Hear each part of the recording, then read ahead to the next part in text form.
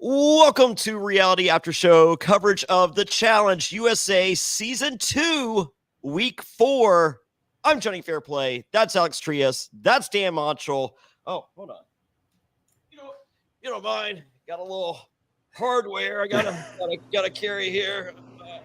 Wait, on my good shoulder. Yeah. So we have a Patreon available at realitypatron.com, and we have a little fantasy football thing. This is one of the 3 championships available. Nice. Looks beautiful. Thank you. It looks like Jeff Hardy's TNA belt, which was also confused with the Divas title. So there's that. Not Russell Hance's fantasy football league here. Yes, no. The winners get their championship, and losers get a coffee mug with a picture of my balls on it. And yes, that's true. So really, you can't lose. I don't feel you can. So there's a lot of people halfway through the season when they figure out their team sucks, they are fighting for that mug, and I'm just like, come on, like let's put a little bit of sportsmanship into this, but it's just like, oh no, I'm leaving with the mug. But it's like, if your choice is title belt, ball mug, or nothing. Yeah. Ball mug is a good second option. Exactly. Yeah. I can't imagine anyone not going for the championship first and foremost. No, not when it looks as good as that. Yeah, no, just a ridiculous. I think Dusty would have dropped his obsession with bananas and went straight for this title. I meant to message Banana. Actually, let me message him now. Let's see, Bananas. Did you leave a note? Oh, that's a good point. Dusty, when in his bag. You know, I'm willing to bet no, but I feel like he definitely should have done it. No, what I think he would have done is he just puts the note that Dusty gave him back in Dusty's bag. Oh, that is, and just crosses out Dusty, crosses out Bananas, puts Dusty. Yeah, and then cross out Dusty and puts Banana. Like just reverses the names. Dusty, you are the definition of a champion. Yeah. I don't think he even does that. I think just at the bottom he just writes same and then just puts it back. And you know what? I think Dusty will be a good sport about. I think he probably framed it. Oh, Dusty would. Like, if Bananas did any alterations to the note whatsoever, it's framed. It's in his kid's room, or it's in his nightstand drawer along with some other stuff. That's where my girlfriend keeps things. I'm a little worried about that drawer. Moving. I'm just like, why is the drawer moving? So do you guys mind if I do a little quick housekeeping? Is that okay? No, go for it. Go for it. All right, if you guys don't mind. So I am on tour starting real soon, and there's some I feel like this kind of has something to do with the challenge. So I will be starting my tour September 27th. I will be in New York City. That's right, Bounce Nightclub. It's the Survivor 45 viewing party. There's a bunch of survivors on the challenge, so I feel like it coordinates.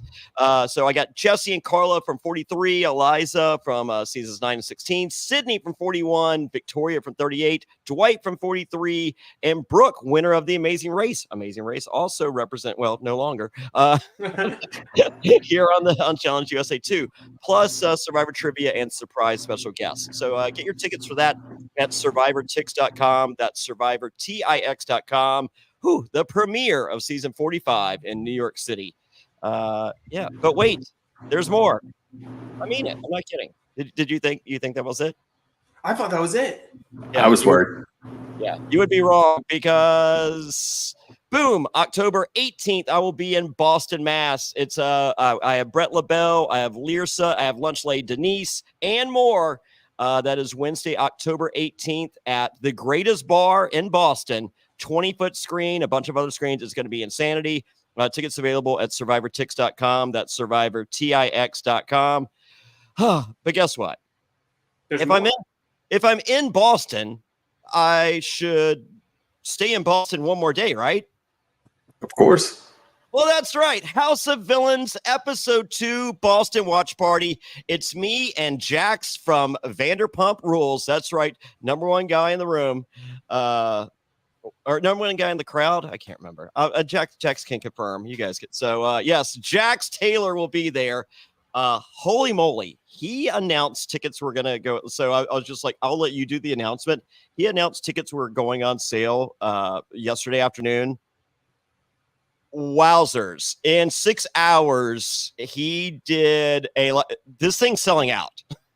Like, I could, people love the Vanderpump Rules. It's hot right now. Yeah. So, and Jack, like, I thought Jax was the bad guy, but apparently they don't care. They just love Vanderpump Rules. And I guess they love Jax. Good on Jax. So that will be episode 2 of House of Villains, which you can watch every Thursday night, 10 p.m. on E. So when the challenge ends, that's what you'll do with your Thursday nights at 10 o'clock. You're welcome. So that is Thursday, October 19th, the greatest bar in Boston. Tickets available at villaintix.com. That's right, villaintix.com. Peek behind the curtain, villaintix.com and survivortix.com takes you to the exact same website. So it's just it's just a mirror site. Oh, and lastly, I would be remiss if I did not make my way to Chi-Town. That's right. Wednesday, November 8th, I will be at Bounce Sporting Club, Chicago. And it is a Survivor 45 viewing party. It's me, Sarah Wilson, and Xander from Survivor 41, Matt Hoffman and Jessica Milagros from Big Brother. Hey, Big Brother is on the challenge. Makes sense I would be mentioning it here. That is Wednesday, November 8th. Go to survivortix.com. That's survivortix.com. There's plenty more. When you go to survivortix.com, you're going to see I'm going to be in Fort Lauderdale coming up. I got a villain show in Chicago. Plenty more to be announced. Cincinnati, I believe, is going to be the week after Thanksgiving. So tons more touring opportunities. Go to survivortix.com or villaintix.com right now. Get your tickets. VIP for all these will sell out, but some of these are just going to sell out in general. I believe New York and Boston are going to sell out, which is crazy. Thank you so much, everybody. A lot going on. Yeah, it's crazy. But you know what else is crazy? A really good-looking underdog. Depends who you're asking. Well, are there mirrors in Wes's mansion? You have to put into perspective of he also loves seeing himself in a statue form. So I don't think either does himself any. I mean, like he with the horrific beard. He reminds me of the lumberjack on Rudolph. Some similarities there. Yeah. So yeah, I don't know, but do yeah. Do you think he needs to get rid of all of it, or just like trim it up? I don't. I would like to see it trimmed up and then go from there. But I don't know why. Like, he's married with a kid. Like there's no way his wife likes it, because it's not like he grew it out like a Duck Dynasty guy or any redneck during COVID. So it's like that in between that's just not good for anyone. Mm-hmm. Yeah, it's that awkward stage. Yeah, but I don't think he's growing it out more. Like, I think like that's the look he's going for, and I'm like, that's bad. That's that's what it's been this past few seasons on. It's always been right around that length. Yeah, so I don't get it. So I feel like he bought a trimmer, a beard trimmer, and he lost all the attachments but one. Like, this is it. This is it. Or like, even though he has a mansion for all of his trophies and stuff, his wife is like really practical, and she has like one of those Floby like hair things and uses that. I did know someone growing up whose parents had a Floby and washed his hands cut his hair with the Floby. Holy moly! All right, do you want the worst haircut? It is something special. It does a pretty good Dutch bowl. Well, if that's what you want. Or I guess Dutch boy bowl cut, but same thing. So I think suffice to say, though, he either needs to get it all off or go do the full Brad and just make it uncomfortably long. I can see even the Brad. Like, I feel like COVID's over. Trim your get beard. rid of it. Yeah. So, put it in a bag, send it to Matt Bischoff. Yeah. I mean, even if you have to use your Manscaped razor to do the trimming, just do it. Take one for the team. So, all right. Well, guess what? Wes can look however he wants to look. Cassie's coming after him. So she's pissed. So, and that's okay because Wes is coming after Survivor. But if anyone doesn't know how to read the room, it's our good friend Dusty from The Amazing Race, and he knows the Big Brother girls are coming for him. It was an incredible segment of just him going, and you just keep getting all the red X's with like wrong. And then you have all the Survivor girls over a corner like. Yeah, it was the Survivor girls. It was all the Survivor girls. So Operation Hat Trick was completely successful, and Operation Survivor Girls pretty good. Well, I would say the Survivor girls more so than the Hat Trick. While the Hat Trick is creating paranoia, through I believe it was through Banana's podcast, it's found out that the only person who actually followed through with Operation Hat Trick was Tori. Oh. Tori is the one that put the single ball on Alyssa though, so it worked. It somehow worked. Yeah, so Operation Hat Trick is successful if that was the outcome. Mm-hmm. Okay, you're right. But I honestly just think I don't know why you would do it this late of night, but for whatever reason, Dusty decided to take a good amount of pre-workout and get a good yell in.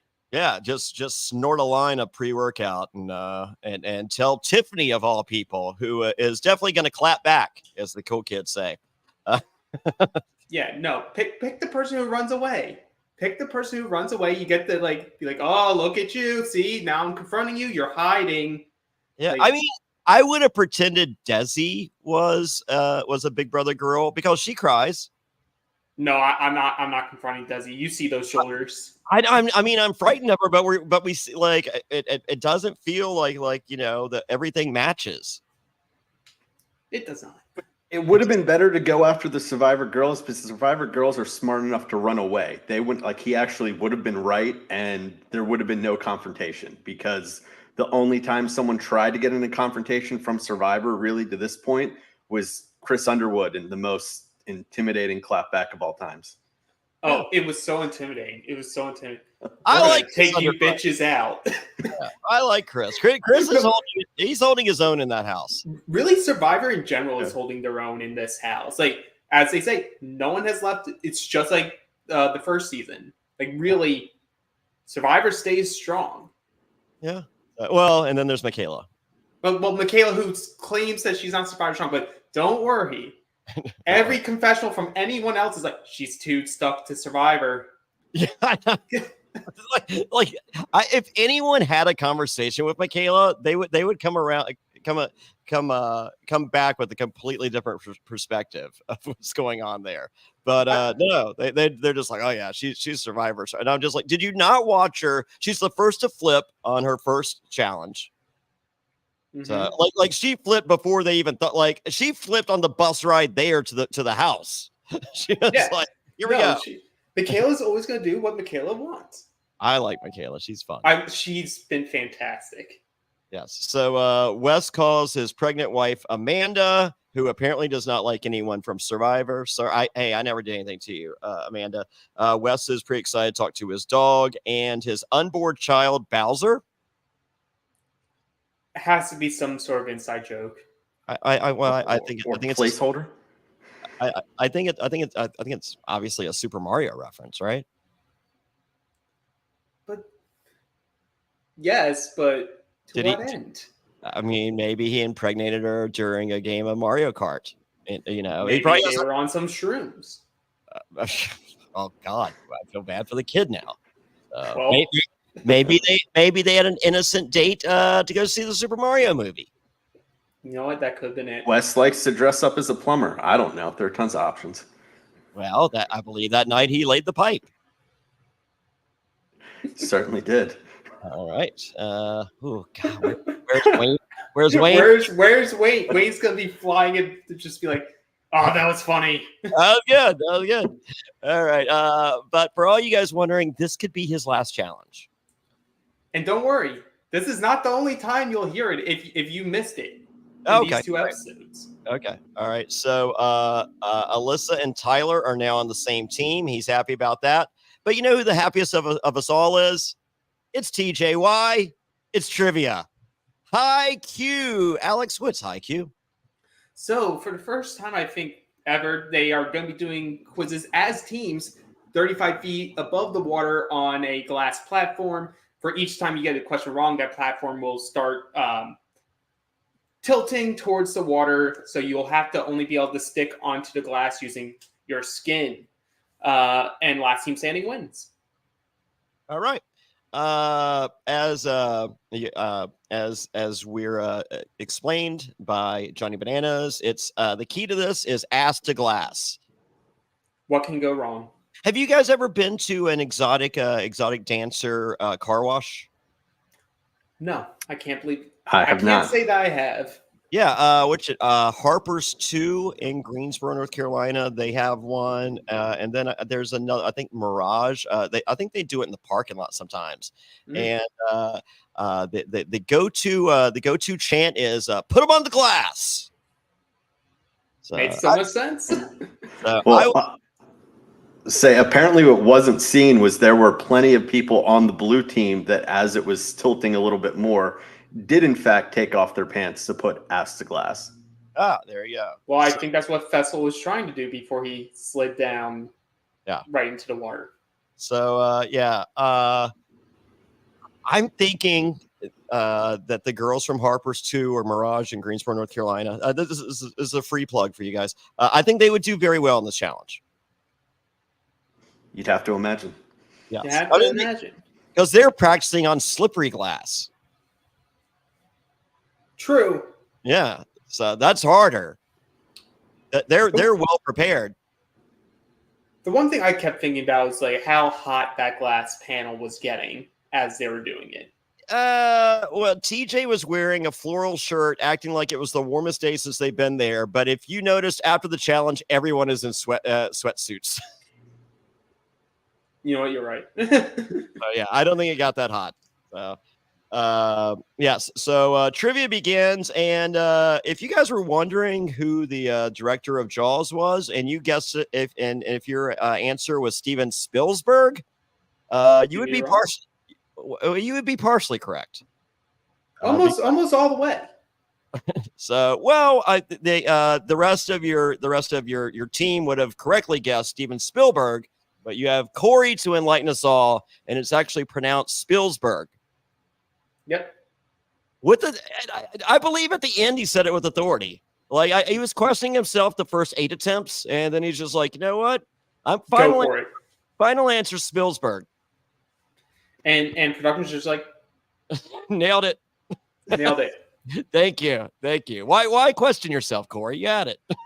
Corey, you are the smartest person in the room. You know who he's playing for? His daughters. Yeah, yes. Yes. Michaela is on Hinge, in case you're wondering. And the Great Lakes question, I too thought it was Michigan, but the answer was in fact Minnesota. It makes sense once you hear Minnesota. My first thing went to Michigan as well. Yeah. And the lead singer of the White Stripes, I only have about 8 Jack White albums over there, most of which are from the Vault collection, several of which are over $200 each. But yeah, Jack White would be the lead singer of the White Stripes, everyone. I don't believe this is the crowd that would have listened to the White Stripes. I don't think that's what Angela was letting Tyler listen to while they were engaged. Oh my God. By the way, Johnny, we were 100% ahead of it because especially after last night's episode, because last podcast, you and I were talking like, hey, they both have a type. And I started seeing it pop up on Reddit and other places being like, holy shit, like both of them date the same person. And we're like, well, we were ahead of our time. They both date the Wish version of their former counterparts. So yeah, my girlfriend Jessica, she decided to watch the episode with me last night because I ended up watching 5 episodes of reality television yesterday just to catch up on Big Brother and the challenge and all that, and I was just like, I just want to be done. So I decided to watch live last night, so I didn't have to wake up at 6 a.m. today to do the 8 a.m. podcast or whatever it was. And my girlfriend's like, I like the challenge, kind of. And I was like, oh, okay, I'll take that, kind of. So she's like, who's that Tyler guy? I was like, and she had watched a couple episodes last season. I was like, well, remember that girl Angela that made it to the end, and I was like, that's her ex-boyfriend from Big Brother. And she goes, she's like, yeah. She goes, I think I was just like, but okay. I was like, so you see Tyler, right? She's like, yeah. I was like, let me show you her new boyfriend. And she was like, wow. I was like, yeah. She goes, she has a type. I was like, so does he. Yep. Well, his type is the last one standing for their team while like the panel's almost vertical. Yeah, Alyssa last green left and then eventually green out. But Alyssa was a stud. Good on her. And then Red is next to go out. Last one for Red was Tiffany. And I feel like Tiffany has enough to put on the glass to keep her there. So yeah. Good on her. Blue wins and is safe, and Bananas explains to everyone that him and Tori have no power. So if you're looking for a big move here, it ain't happening. Build a little camaraderie, pretend like the super team is the place to be, and go from there. Right. It's like, as much as you want, like, bang the drum, be the person, like, Wes in that situation would be trying to, like, change it up, as we saw him try to do. Bananas and Tori are just like, look, if they happen to say another name, we'll jump on it. Yeah. But don't, like, you're going to go in, buddy. And at this point, I was starting to think, I think it's at this point in the game, it's almost better being the direct vote than the Hopper vote. Yeah. Because you can mentally prepare. You can mentally prepare, and because, like, I also think if you're, like, targeting Wes, I think it's almost better to have him go into the Hopper and, like, just pile on all the votes on him so that it's, like, an 80% chance he goes in, instead of just, like, letting him mentally prepare, let him, like, get ready for elimination. It's to me, it's idiotic to put the strong people straight up, put them in for the back door. What didn't make sense to me is, like, if you're Wes at this point, you have to know that you're definitely going in. Why not go in now when you can, go to a different team when there still are weaker players, especially on the male side, in the game? Why would you want to wait 3 more rounds than, hey, guess what? Like, you're going in against a Monty or you're going against Fessel, something like that. Yeah, right. Get a Dusty versus a Fessel in a hall brawl. Yeah. I think Fessy kills Wes in a hall brawl. I think 100%. Fessel beats, I think, a majority of this group. I think just because of build, I think Monty could give him, like, a little bit of a run for his money. But, like, at the end of the day, Fessel did college football. Like, he knows this type of thing. Wes has done hall brawl twice. He's gotten his ass kicked both times he's done it, and now he's older because he got destroyed by Big Easy and he got destroyed by Leroy.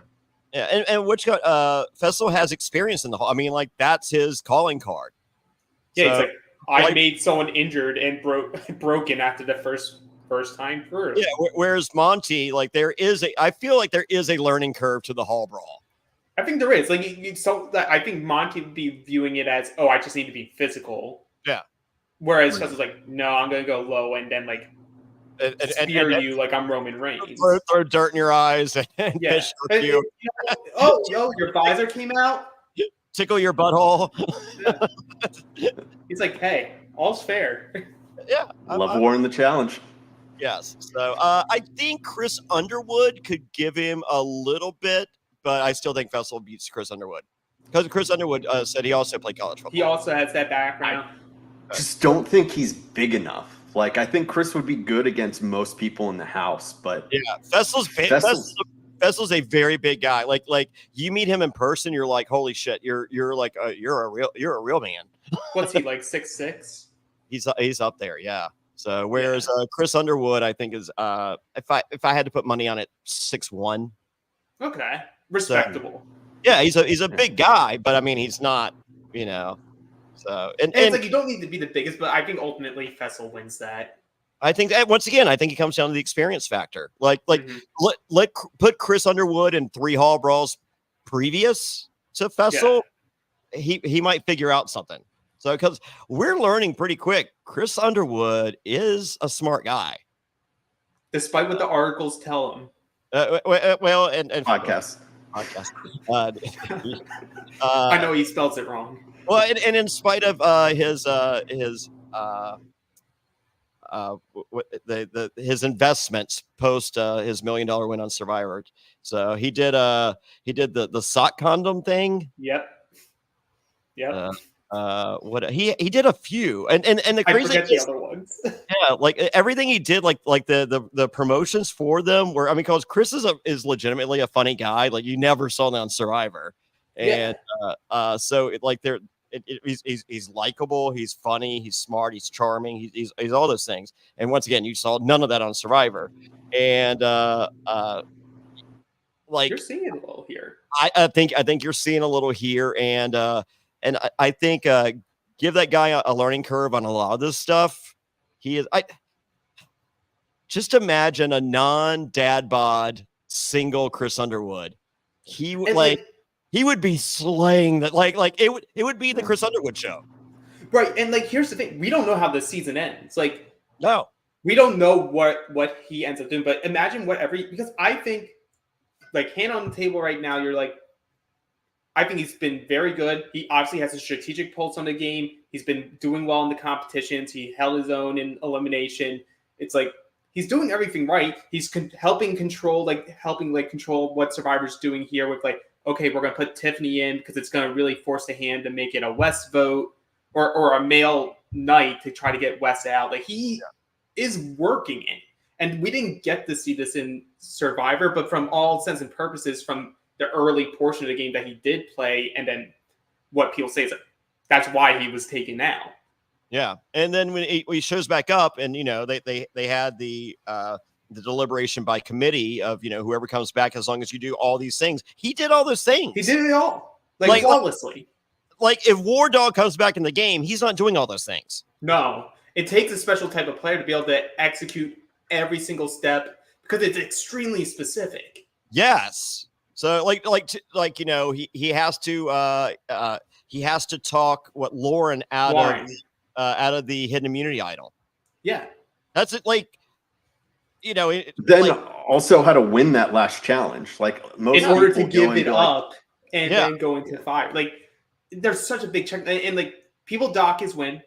I'm one of them, but it's still commendable what he did. You have to execute the plan in order to get to that point to begin with.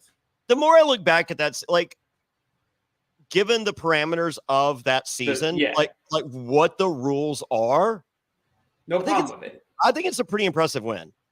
It is. Like if you put it in a bubble outside of the typical Survivor season up to that point, it's impressive because would you really expect someone to have like the mental fortitude, like going out day 9 and being motivated enough to still come back in at the end and hit all the check boxes? Being enough of an athlete to win and being enough of you're either one or the other. There's been very few people in the history of the challenge and Survivor that are both that charismatic and that studly. So, and then you have Chris Underwood showing up here, just had a kid, and when we say dad bod, I mean, it's not like he could enter a dad bod contest. Like he would lose every dad bod contest because they're just like, yeah, you look fine, dude. What are you talking about? So, but for the Chris Underwood that we've seen on social media and on Survivor, the guy was a stud and he's fine. But all they're doing in that house is working out every day. So, I mean, how long are they filming for? 3 weeks? So whatever he came in with is gone in 3 weeks because they're all doing the same workout. Trust me, I did it. Watch how we saw the results. Yeah, I mean, So I did the work. He did the work. Oh my God! Hey, And he's doing the work. you guys want to give away an autograph picture? Let's give away 2 autograph pictures. I already saw it. It's an Alex Trias picture, and that's right, a Jonny Bananas picture. They're both autographed. That's right. I will send them to you. Go to Amazon Music or Spotify or wherever you listen. Click the subscribe button and leave a 5-star review and take a screenshot of your review and send it to me. I'm at Jonny Fairplay on Instagram and X and Threads and all those things. Send me a message. Show me a screenshot. First person to do it gets an autographed Jonny Bananas and Alex Trias autograph pics. That's right. We love you guys. So yeah. First one, you can do it right now. So there's plenty of people watching. Okay. Dan, I got a picture I need you to sign next time I see you. I'm sorry, totally unrelated. I have some pictures I need you to sign next time I see you. You'll like them; they're good. Lord help me. Yeah. So time for the noms, and it's Tiffany and Wes. This is Underwood is stoked. And that's okay. Wes is campaigning for anyone to vote any girl. Doesn't matter what girl it is. Vote any girl in the house. Does it? And the house goes, yeah. So we're all voting a guy, right? Just any guy. That's okay. Cool. No, not just any guy. I love you had this whole speech, and the very first thing you hear is Corey going, "So it's Dusty, right?" Oh well, yes, but I mean, I did. All right, spoiler. Yeah, it's the house is voting Dusty, but I mean, like, let's pretend they were saying any guy, but it's Dusty. Oh, it's any guy. Okay, see, there we go. Yeah. Wes and Bananas built this house for 2 decades, and I was just like, wow, like most contractors get a house done in like 18 months tops. Yeah, it was a slow build. Constant maintenance. There was a lot of fights in those houses.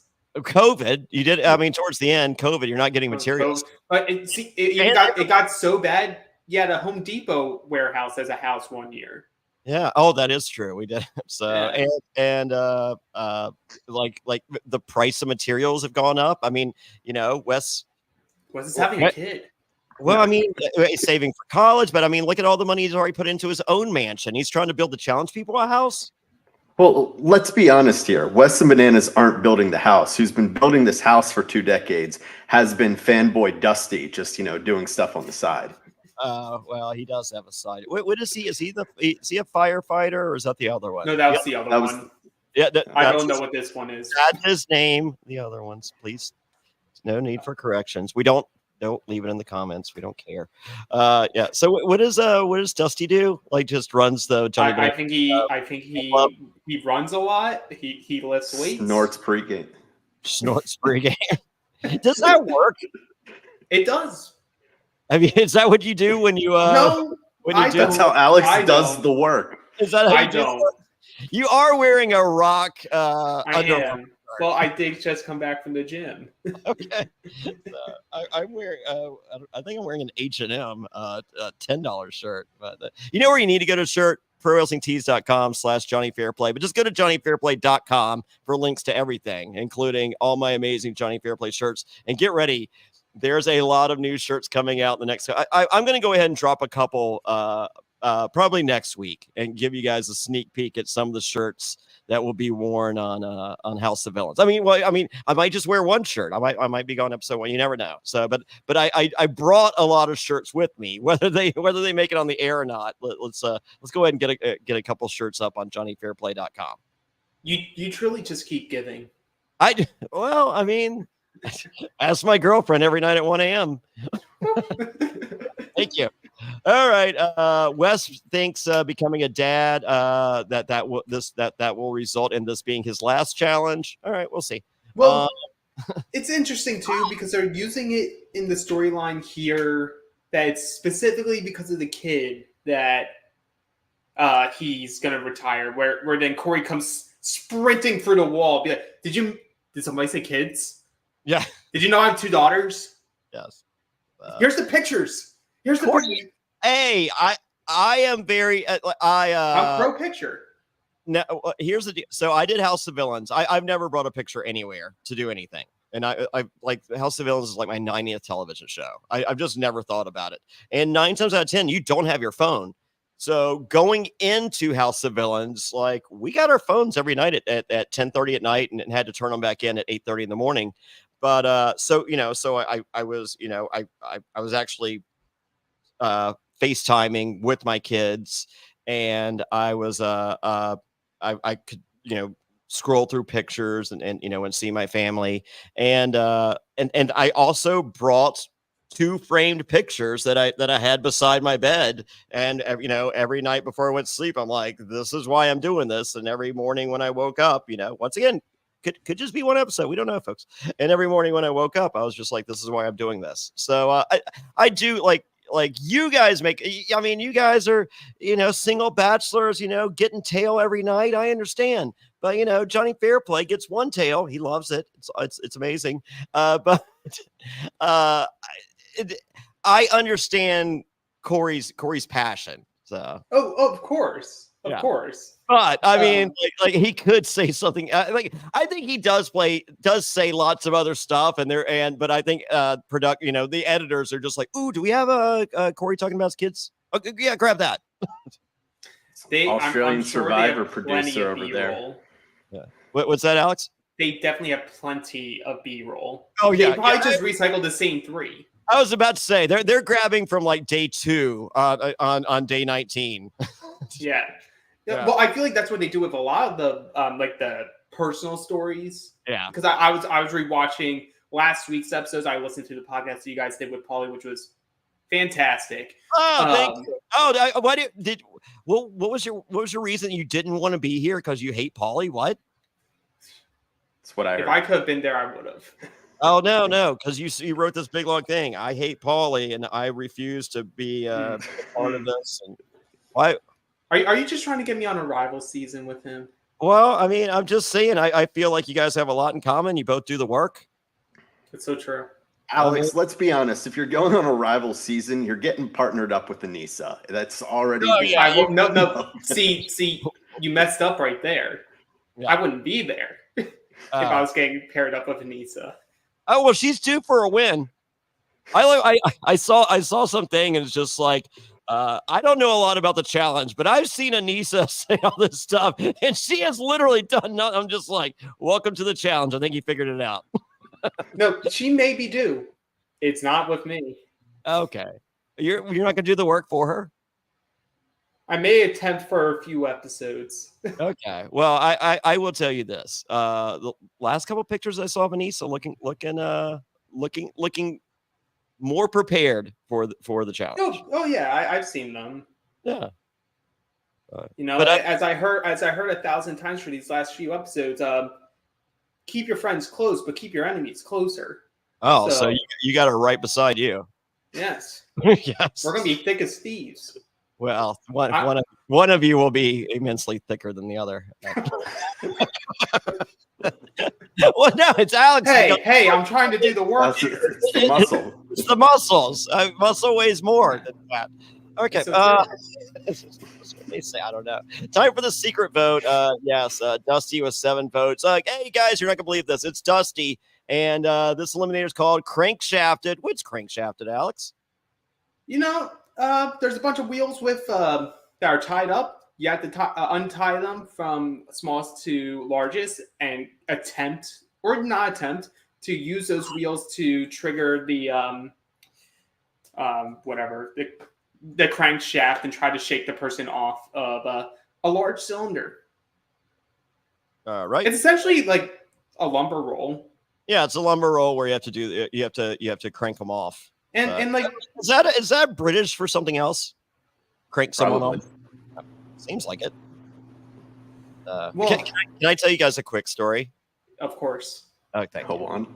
So my manager used to work for Playboy TV. He was a producer, and so he had to put the budget together. They did a Playboy After Dark in UK edition, so that they were filming in London. So he put together the budget, and in the budget he had $1,500 for hookers. And they're just like, what are you trying to do, man? Like, we're not giving you $1,500 for hookers while you're in London. He's like, no. He goes hooker. He goes, that's what they call grips, like grips. They call them hookers. And in the UK, it's just like, geez, like learn how, the world works outside of America. And they're like, oh my God, we're so sorry. Blah, blah. And my manager goes, grips are called grips. I had $1,500 for hookers.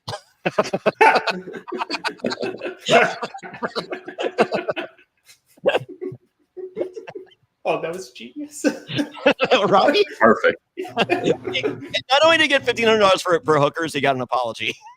We apologize for our ignorance. He's like, thank you. And I need the $1,500 ASAP and condoms. Well, buy a condom when you could just use a sock condom. Oh, well, we'll get there. Yes. So, Dusty, well, let's see. Wes explains that he has lost 4 eliminations by knots. This could be number 5. And Wes does it with 2 cranks. And it's Dusty's turn. And Dusty says, Wes, I'm about to crank your ass, which I believe means something entirely different and dependent upon who you're having a conversation with. Honestly, I just love seeing Dusty just curse a bunch this episode. Yeah. Dusty like Dusty gets brought down. They're like, Dusty, how you feeling? These are a bunch of fucking cowards. I can't wait to tear them apart when I get back. And Wes, how do you feel? Ditto. Same. Yeah. I mean, yeah. I didn't use any pre-workout before this, so I'm a lot more calmer. Yeah. So, based on the edit, it looks like Dusty whoops that out because he went straight to the second crank. Because everyone's telling Wes, they're like, you're not, like, even though you think you're great, even though you are a really good looking underdog, which none of that is true, the underdog or really good looking, step outside of yourself. Maybe the correct move is go to the second crank immediately. He did not. And it looked as though Dusty's frantic pace pulling the rope also looked faster. And as a result, I think we all said the same thing. Dusty won. And Dusty whooped that ass. And Wes, I have my notes. Wes loses. Bananas walks down, and Wes is like, I don't want a hug. I don't need a pat on the back, and it's just like, it's time to go home. And I was just like, wow, like this is pretty, like, this is great television. So it was great television, and I know Bananas Wears, the producer, had a lot. Yes, we had some of those conversations. So I mean, like, literally, you have 2 of the best, and 3 of the best. Omarosa, we're literally producing our own segments. So and for the record, production is loving us. They're just like, we have an on-field producer. Like, I'm not going to let anyone sit there and do nothing. It's just like, hey, let's do something and talk shit about somebody. But where I'm going with this is, I don't think even Bananas is going down there. Like, I think it's producer mode. Like, oh, this will look so good. Like me comforting my longtime rival turned friend. Yeah. I think he is going down there producing that. I don't think he's going down there thinking, oh, and the winner is Wes. Oh yeah, no, yeah, he has no. The loser is Wes. That's why he's down there. Yeah, no, he's not. He's not there to build up the other story. He's there because his longtime rival, now friend, is gone.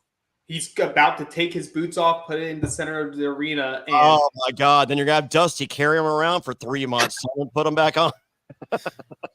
I feel like I've seen the storyline before. Oh my God! Scissor me, Wes, Daddy, or Daddy, scissor me, Daddy, Wes. There we go. All right. Yeah. So it's 37 seconds. Wes won. Wow. Totally took a U-turn there. And everybody's just like, I found that very strange that they kept, like, I feel like they thought, oh, this looks great for the shock value, so we're going to show it. But I think everyone across the board, the players, the fans that watch this, everyone, the players, everyone's just like, this edit made no sense. Bananas went down there. I'm thinking they forgot to start the clock when like they're just like Wes is like on his second crankshaft. You're like, oh yeah, press start. Right, like something just doesn't add up. And I forget what her name was. I think it was Kayla, the Amazing Race person from season 1. Oh, yeah. Yeah, Kayla. She was saying, like, I was watching this, and the one thing I kept thinking was, why don't they just have a clock up? Yeah. Why, like, and I understand why from a production aspect, but like, we want the shock value. We're not going to show the players what the time is. Because if you show the time for the first person, the second person immediately knows what they have to beat. The time to beat. Yeah. Right. And I don't know what you do to solve this, but maybe for at least even for us, the viewers, you could put something up. Because like there's no way for us to understand this edit and make sense of him winning. I would like to see a clock for us because I almost feel like this is bullshit. Right, that's the issue. The only possible way that it isn't bullshit is that if Dusty really struggled with that first knot for a while. Because you do see that Dusty gets Wes off way faster. He doesn't waste his time. And then even when he does go to the second wheel, he gets Wes off way faster than what Wes got Dusty off on. Mm-hmm. So the only possible way is if Dusty was really struggling with those knots and everyone was confused because Dusty hung up onto the cylinder longer. But even then, I still think that's a stretch. And overall, the thing is, I like this elimination in theory. In practice, I don't think it translates well as an episode. And we don't know how fast he actually got off Wes or how fast Wes got off Dusty because there's camera cuts. We don't know what that camera cut means in terms of time in between where those cuts represent. Why so is an edit that's so opposite of the? I mean, like I honestly think they were like, we had this story. We had the story of Wes like very much triggered by the fact that he's come to terms with this is his last time. So we want to swerve the entire audience that he is going home until he everyone there thought that Dusty won. And that's the bigger issue. It wasn't like everyone there is just like, oh my God, this is going to be close. Like everyone there is just like, Wes lost. Yeah. This is one, a lot of the times, I don't think you need to release stuff that you're not putting on the episode, but for this I think CBS needed to come out and say, hey, on Twitter, Instagram or whatever, here are the videos that you can see the times for what happened, because unless they do something like that, no one's actually going to believe that Wes won. Also, this is where I would have done the classic and by a separation of under 2 seconds. Yeah. Oh yeah. Wes, you're saying like I wouldn't have like 2 seconds, I'd be like, okay, based off of the edit, we truly didn't know. 37 seconds. I can buy 37 seconds. I'm like, that's not what you showed us. But I will tell you, like, I mean, like House of Villains, like, so for a challenge, and this is for every TV show now because it is so different than it used to be. Like, they go there for the challenge, like Joel McHale or TJ goes, here's how crankshafted works, and he explains it. Then the challenge producer comes out there. All these a legal person comes out there. Your segment producers come out there. Witnesses come out there, and they go over the challenge. They explain it to both parties or whoever's competing. It's all explained. You get a typed up version of the rules of the challenge. You have to read and sign. And while all this is happening, there is someone filming that with either a camera or a cell phone camera to show that you acknowledged and heard all that. So like, that's how serious these challenges are. And, so I don't think there was manipulation, but holy moly, that this just seems odd. That's the thing. 37 seconds is not like a little amount of time. That's like a good enough amount of time. So my thing is, if it's true, then it's just that the people that were the players that were watching just had no concept of time, and we're just going based off of like how someone was moving instead of like 11 people. And that's why it's just so hard to believe. But ultimately, this is us saying this, and I would much rather have Wes in the house than Dusty. Oh, yeah. No offense to Dusty. No. I'm glad you're a super fan. Don't come into the house just being that as your character. He does get the "we hope to see you again." I didn't mean that. Yeah. So no, I think Dusty is my favorite amazing race competitor in the history of the challenge. He's been funny. It's like unintentionally funny. Yeah, but he's been funny. And I felt like perfect story arc. We're done. We don't like this was the perfect end. And unless Bananas tells me that he wrote a note. So, but I can't wait for him and Dusty to be on the next X's season. Oh, I'm very excited. All right, you're not gonna believe this, but Wes takes Chris Underwood's spot. I'm just like, yeah, we saw that happening. So now Chris is team green, not super stoked, but not the end of the world. Like, he's gonna try to make some chicken salad here. And Wes is blue, literally throws his green jersey in the swamp water.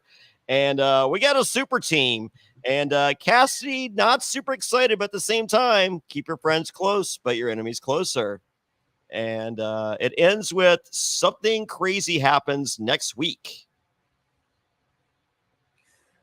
And something crazy happened. It's typical challenge. It's just it's the equivalent of drop your buffs. We're changing the game. Yeah. So let's see. Episode 7 now. Episode 7. I didn't get the name of the episode. I got it.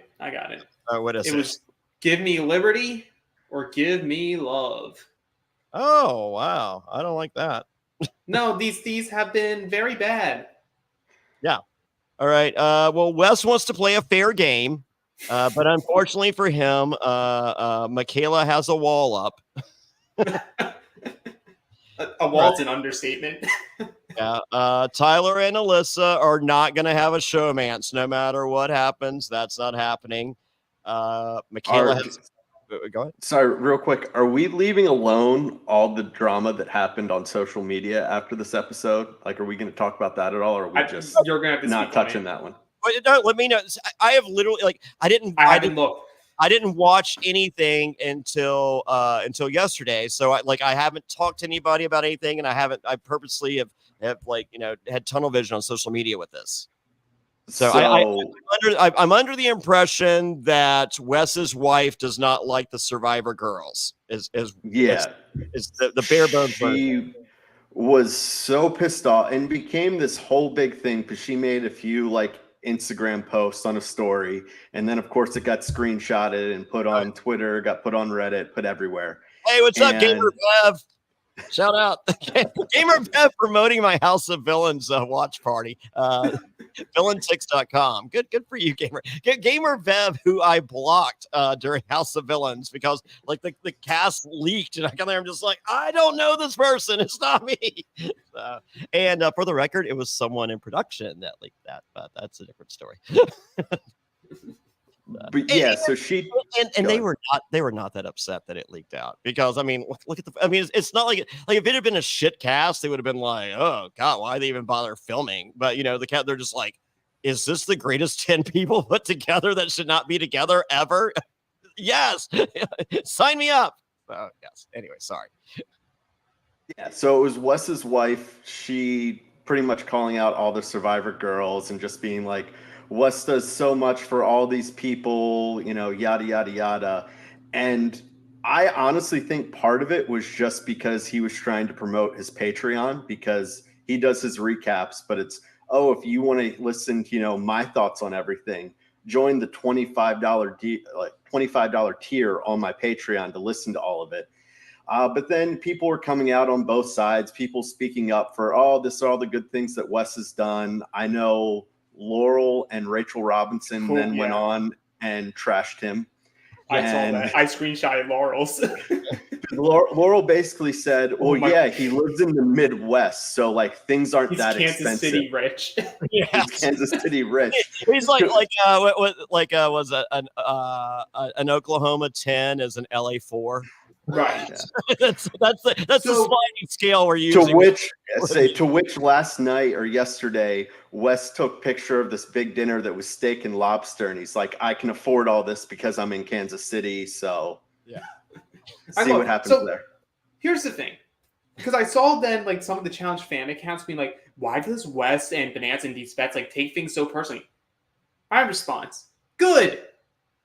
I want them to either be making up that it's being taken personally or actually be taking it personally. Because it makes the show more fun. I want these people to not like each other. I want some of them to like each other. I want some of them to hate each other. Yeah, like me too.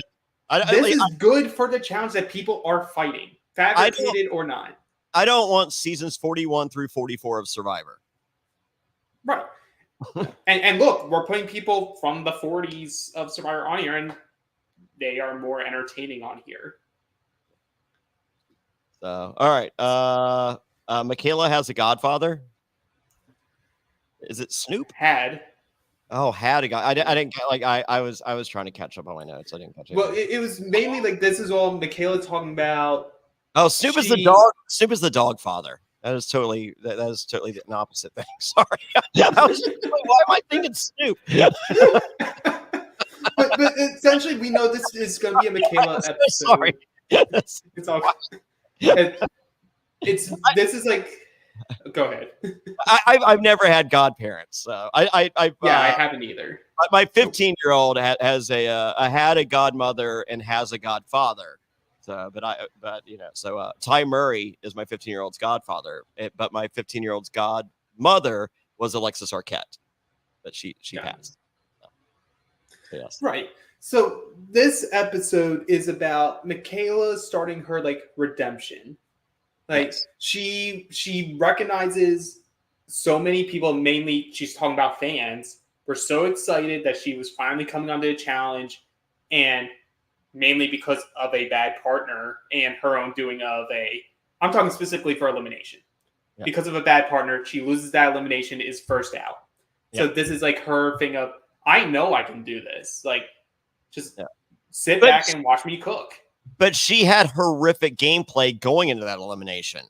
Right. Like, I mean, what literally she did in the house center there. Literally the first person to turn on this, like everyone in the house is just like, oh my God, like Survivor, you guys are smarter than us. We are. Like, that's a fact. We are smarter than you.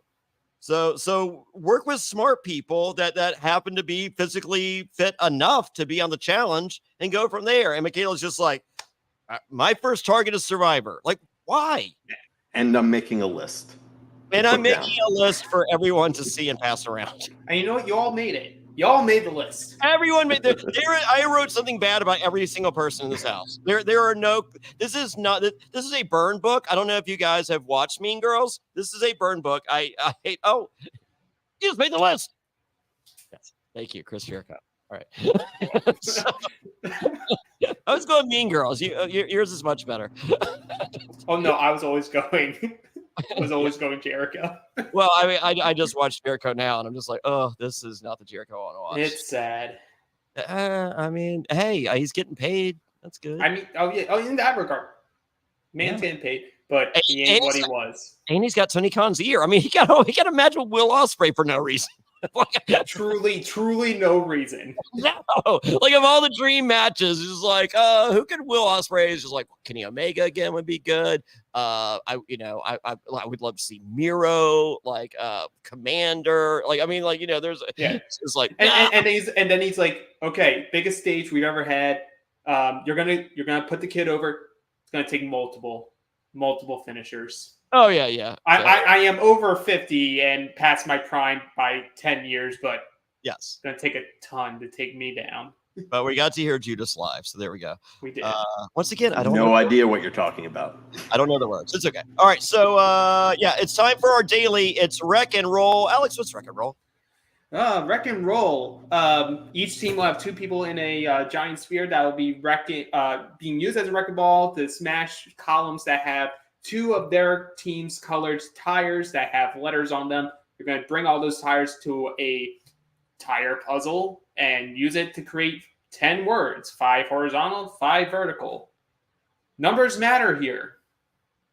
Yes. Numbers always matter. So I have a lot of ex-girlfriends. They'll tell you that.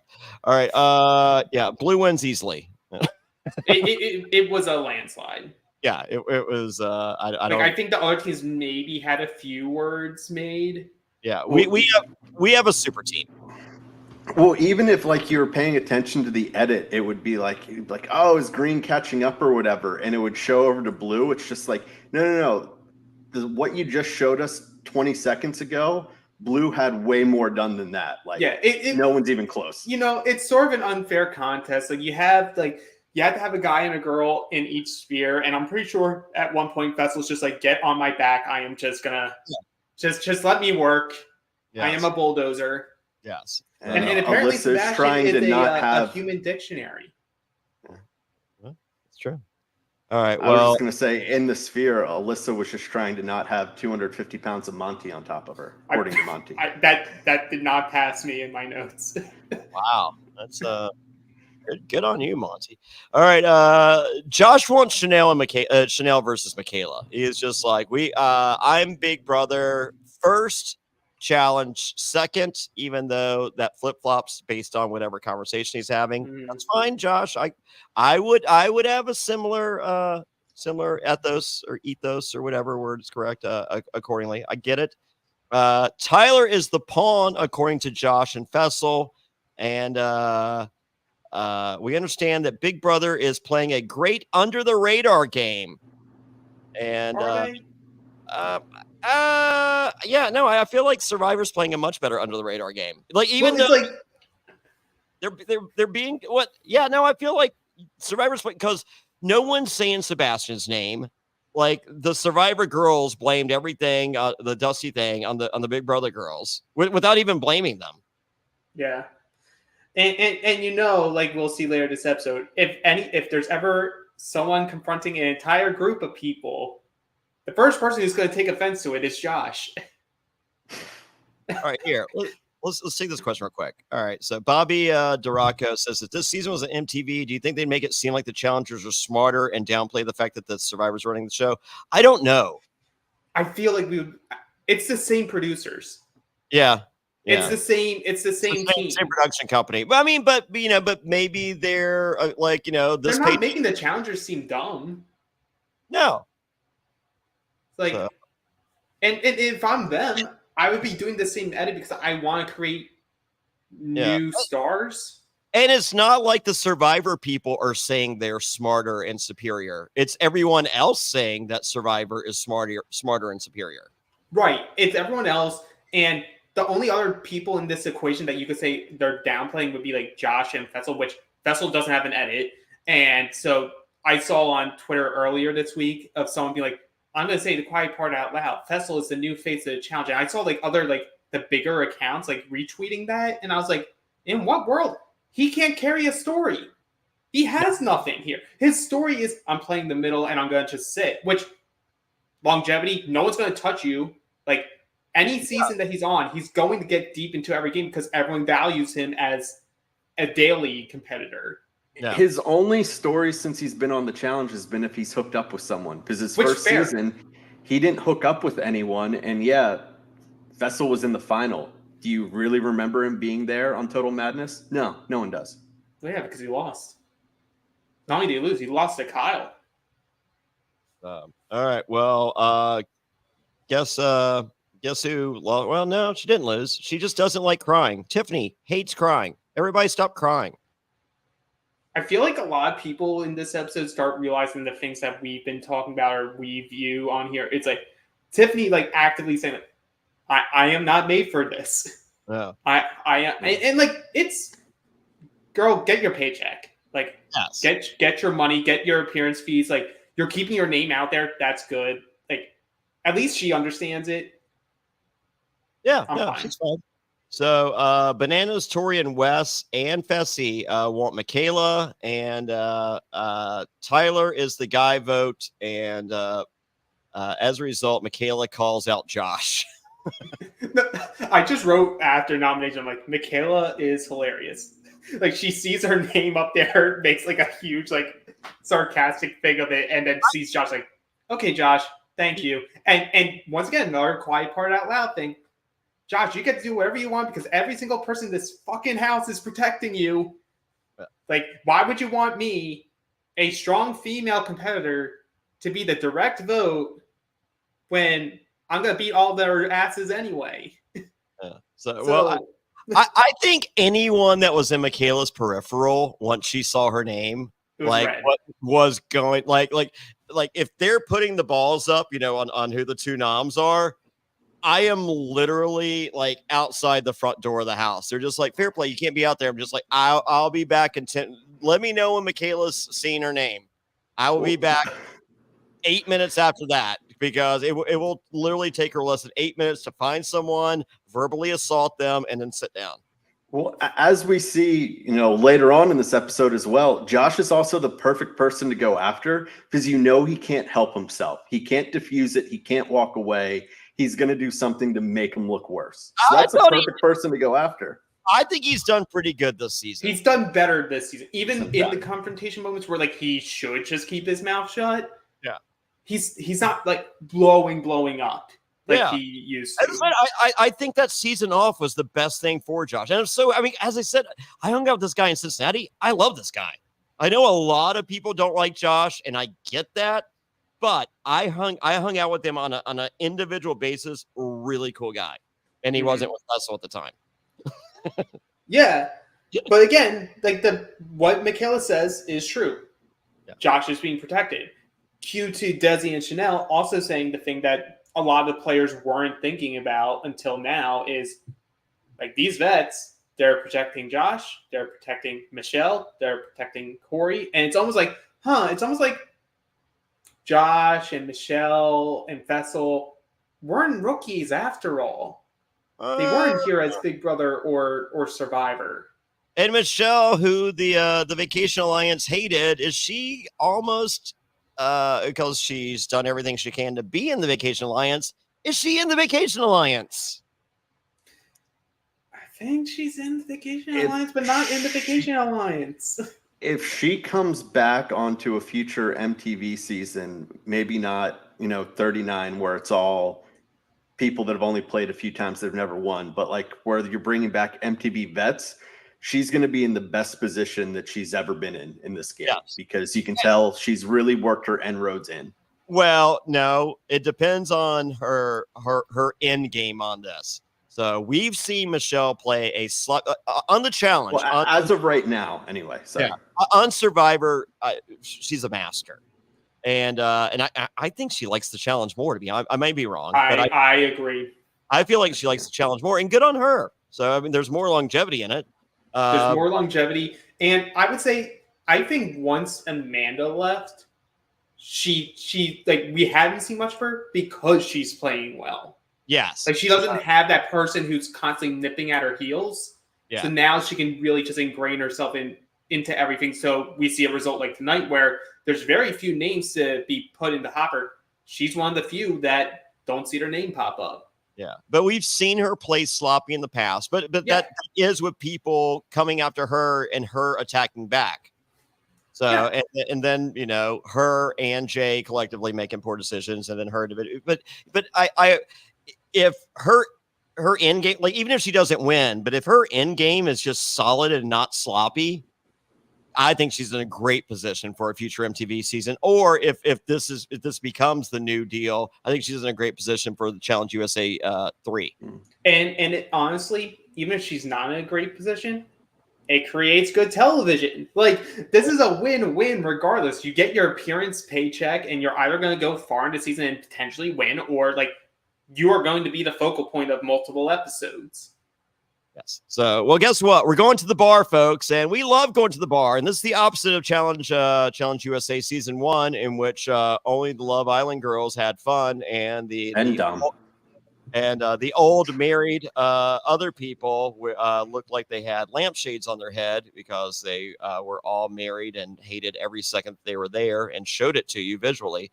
So Wes explains that that Tyler's hot, and Alyssa, Tyler thinks you're hot as well. And Alyssa explains that it's really cool when you're drunk uncles, Wes and Bananas. And I feel like that's an age joke. When It they is. when they try to make uncle jokes, I guess, and uncle challenges. Yes. So it works. Tyler and Alyssa start making out at the club, and then they make out again, and then they make it back to the house, and we get a full mount by Alyssa. And I'm like, Alyssa appears to be very in shape physically with that mount. And then Monty is a cock block. This felt like the most Big Brother thing that Monty could do. Yes. It's like, oh, I just need to get my shoes. Opens the door. Hey, everybody. So unlike Big Brother, they have more than one box of condoms on the challenge. So yeah, you'll get there. Dan, you stopped watching Big Brother, right? Yeah, I still listen to your and Wayne's recap, but it's 3 episodes a week. It's just a lot. Like it's yeah. So, and Alex, you're behind. I've been catching up. I did hear about Condom Gate. Okay. I heard about Felicia. Yeah. Searching. Did you see it, or you just heard? I only heard. I haven't seen the episode. It's an amazing episode because like Corey, Zach from Survivor's younger brother, he's hooking up with America, and everybody think they're just like throw a condom and it'll be hilarious because like they're not going to use it, and so they're like, where are the condoms? And Cerie's son's like, in the storage room. Like, I mean, like on like 1 second delay, like and like you know he knows exactly. So Izzy right goes next to the Clorox wipes. Yeah. Izzy goes to grab them, and she's like, "There's none in there." And Miss Felicia's like, "Oh, they're in there. I saw a box of them." And so Miss Felicia goes in there, and she goes, "Where's all the condoms?" And Jared does a confessional, and he's talking to America, not the house guest, but I guess America in general, and possibly his girlfriend, and says he doesn't know where the condoms are and gives a wink. Well, now they're in potentially the HOH room. Yes, yeah, they are. Spoiler. So it's time for the secret vote, and we go to the hopper, and it's Michaela. Yeah. Well, Michaela. Tiffany. It's Tiffany as the vote. Sorry. Tiffany, yeah. And we know the votes for Tiffany were specifically Michelle and Corey. Sorry. Oh, sorry. I have Michaela's down there. It's Tiffany. But in between, I have Alyssa's boobs are very happy that Tyler is staying, and I think Tyler is happy for Alyssa's boobs staying as well. 100%. Yeah, they just get to keep getting to know each other. Alyssa's getting hotter every episode. Yeah, it was like now that you get to see her more on the episode as well. Yeah. Like I feel like her outfits have gotten better. Like I mean, like I feel like she started like wearing like outfits like Laurel was wearing on All Stars. It's just like her ride or die outfits. Yeah, they were. It's just like. It's just like you shop at the teacher store. What are you doing? Like, go get you the slutty outfit. You're going to the bar. Like, there won't be the old guys from Survivor there. You'll be fine.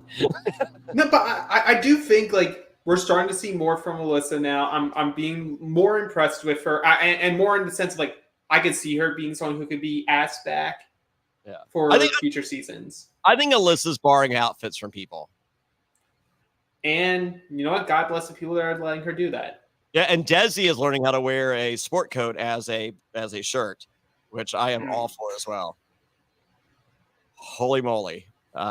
She was Miss. What was she? Miss Virginia? What was she? She was Miss. She was. Which state was it? I don't know. But she could be Miss Universe. She is a beautiful, beautiful woman. Holy moly! So yeah. So anyways, it's Tiffany versus Michaela, and Tiffany calls out everyone at this point, and especially Josh. Well, Josh takes it as especially Josh. So the Eliminators called Top Heavy. Alex, what's Top Heavy? You are both attached to a giant vertical beam, and you'll be strapped to that, and you have to swing to gain momentum to grab a bunch of balls and shoot them into a hoop. And first to 10 wins. And I, for one, thought it was going to be a shutout. Yeah. What did you think it was going to go the other way? Oh, obviously. No. Yeah. So I would say Alyssa's top heavy, but she's got I feel like a total package. As I said, just bad outfits. But also, Michaela's made for the chat. I love her reaction coming into the arena. Yeah. It's like she's unfazed by everything. She's just like, "Ooh, basketball. Did you play? No. Looks fun though. I'll figure it out." Yeah. I think Michaela's play basketball.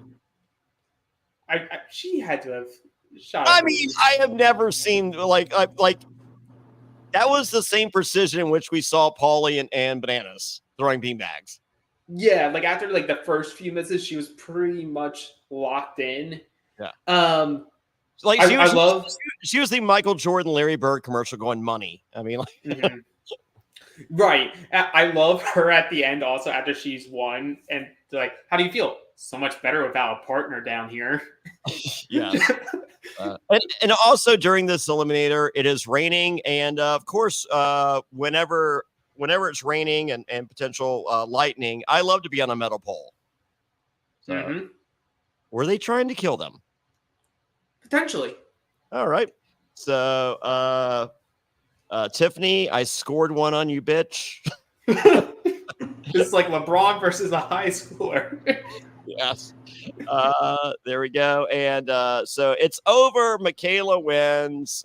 Tiffany has 1 point. Good for her. Very proud, Tiffany.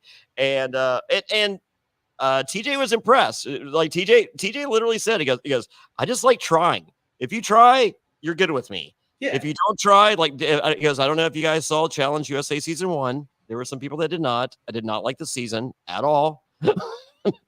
He goes, and you know, someone he liked throughout the season, Angela, didn't try during his final. Dead to him forever. And so yeah, he just like people try. So Michaela has a decision, and she already knows the answer. She's taken steroid outed rumor and innuendo. She's taken Tori's blue stretched out blue shirt. And don't call the lawyers. Yes, yeah, I have no idea. I just read X or Twitter or whatever it's called this week. Is X the worst name ever? Yes. Okay. Mm-hmm. That's why no one calls it. Oh, great. or uses extra S's. Yes. So there's no more teams, and it's every man and woman for themselves. And here we go with the second half of the season. And rumor and innuendo, I think we end the week before the finale of Survivor, we end before the premiere of Survivor, September 27th. Well, I do know this is the last. Like last Sunday was the last Sunday. It will not be on this Sunday. Yeah. Yeah, so and we did get a release date for Challenge 39. And I missed that. Yep, it has been announced for October 25th. Okay. I don't know what day of the week that is.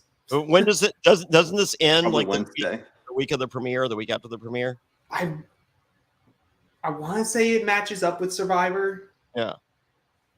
So, hey, I don't know. We'll always be here. Yeah, we'll be. Yeah. They love to. They love to do that. So great couple episodes. Looking forward to more. I love the Challenge USA season 2. I'm honestly sad that we're not doing 2 episodes anymore because I loved the fill. I loved having that Sunday Thursday mix, even if I didn't watch it live. The season has been fun. Much better on Paramount Plus, where you get the profanity. In case you guys were wondering, did not know it's that. So much better on Paramount Plus. It's worth the subscription while the season's going on. Commercial free, and when the season ends, you can stop subscribing. But don't stop subscribing to us. Yeah, no, and go win your Jonny Bananas and Alex signed photos. That's right, they're both signed. And just go to Apple Podcasts, click the subscribe button, leave a 5-star review, and send me a screenshot at Jonny Fairplay, no H in Jonny. Instagram, X, Threads, wherever. And first person do it, I will mail those to you because you guys earned it. And Dan, where can everybody find you? Everyone can find me at Montchal 4. And Alex Trias, where can everybody find you? They can find me on Trias95 on X and Threads. Do not follow me on Instagram. That's just for my friends and family. Oh, there you go. I'm glad we're doing the subscriber, go and do the review, because before I just kept getting messages be like, tell Alex to follow me. I need to see what the hashtag is. And I was like, I don't want any part of this. Did not know that. Did not know that everyone did not know that you hashtag do the work every day. I do the work. Oh, there you go. So, all right. With that, I'm at Jonny Fairplay on everything, and go to JonnyFairplay.com for links to my Survivor viewing parties, House of Villains viewing parties.